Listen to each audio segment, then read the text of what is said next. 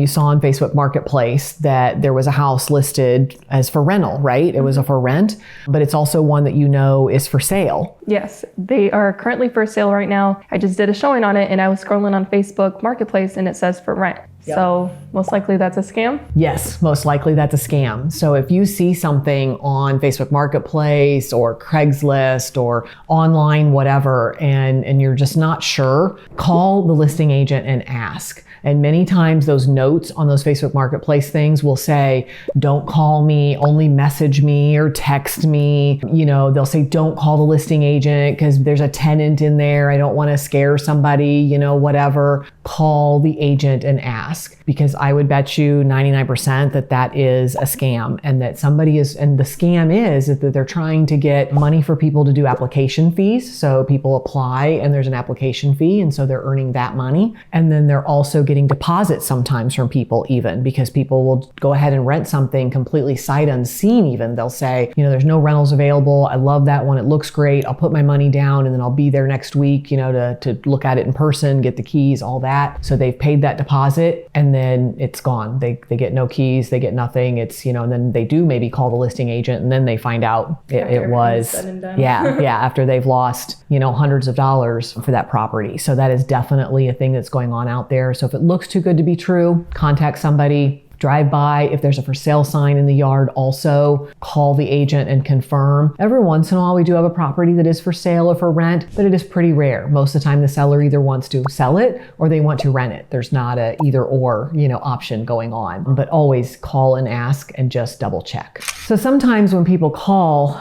they say they want to sell their property, right?